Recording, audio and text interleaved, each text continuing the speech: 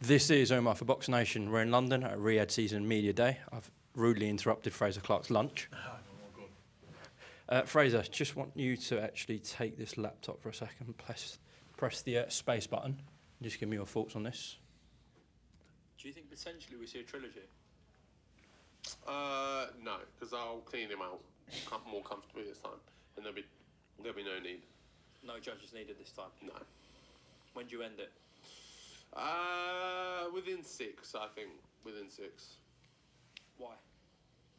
I've just analysed the fight. I hurt him countless times. Based off the heart that he showed last time, I think the ref will stop it. I think he'll get buzzed and he'll cover up, and I'll just start unloading punches, and I'll pick my shots a lot better, place them better, cleaner, and then the referee just won't return, and then the ref will step in. Or maybe it's going to a third of the towel. I don't know. What's your immediate reaction to that? Oh, he's a jarring dickhead, you know. You know, like I can tolerate him at times, but I just feel like he thinks he's world level.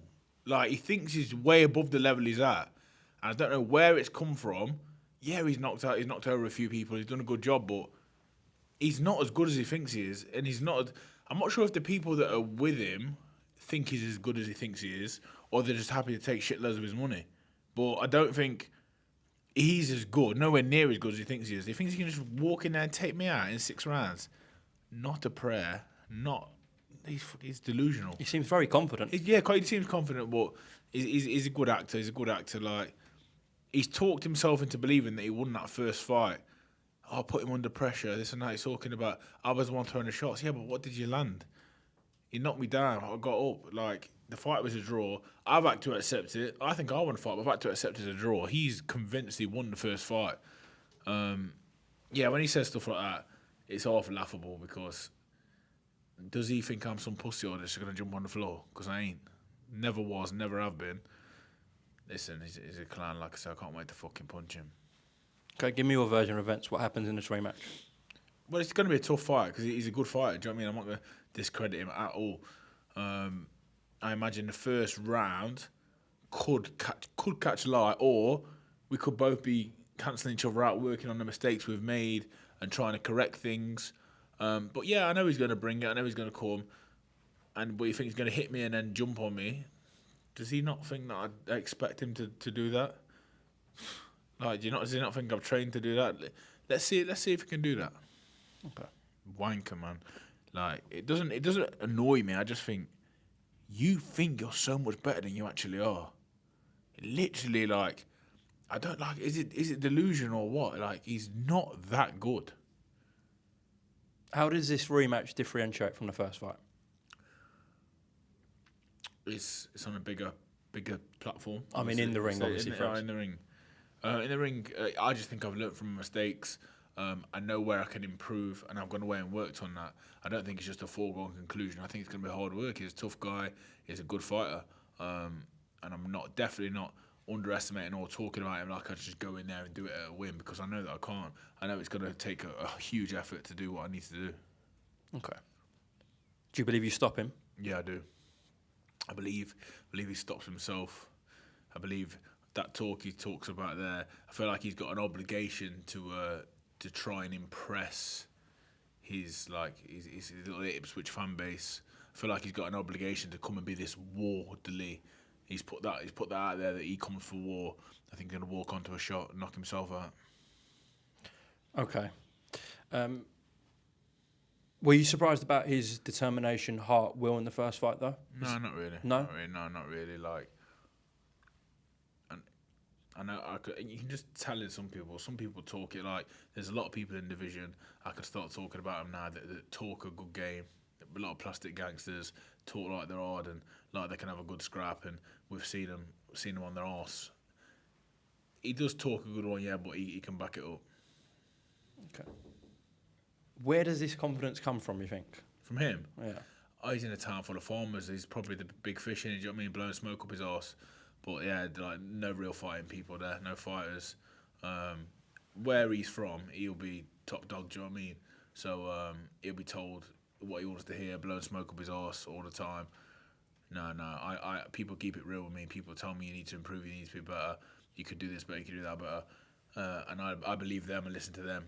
Anyone blowing smoke up my arse, I never believe it ever, because I know there's room for me to improve. So I don't just listen to shit. Do you know what I mean? A couple of weeks out from this fight now, I'm getting a real sense that you're urging to do a job on him in this rematch. Listen, you urge to do a job in every fight, but I think I'm glad that we've come together now, because it felt like a long time since we've come together. You know, for a fight build-up, usually there's a press conference a little bit beforehand. Obviously, we had to get Joshua Dubois out of the way. The second that ended, I felt like, yes, game on, like, it's our turn now, and I'm glad it's here, because going into this final little bit of sharpening, little bit of training, this final bit, yeah, it's just what I needed. Do you believe this is where you show your true levels? Yeah, 100%. I believe I turn up, and I believe in the work that I've done, believe in the work that my team has done. We go there and do a job. Away from your rematch with Fabio Wardley, which promises to be a great one, what did you make of Ben Davidson's corner work advice on Saturday night? Yeah, I feel a little bit sorry for him. Listen, you know, if Joshua goes out there and if that shot puts the bar in his arse and knocks him out, all of a sudden we get loads of little reels and highlights of Ben Davidson saying that, and he's like, it's like the Teddy Atlas moment, you know, the We Are Firemen. We get that. Unfortunately, it went the other way, and now it was bad corner work. You can't win. You know, the corners, it's interesting, you know, for the corner. People get to see in the corners, but it's just obviously it's massively magnified because of the way it ended. It's bad advice, he's a bad coach, this and that. He's a good coach, he's a great coach. Fantastic. What he said, like I say, it can be put in two different ways. If that shot lands a little bit sweeter on the bar and he falls over, Ben Davidson's a genius. So, you know, we're calling for him to get knighted.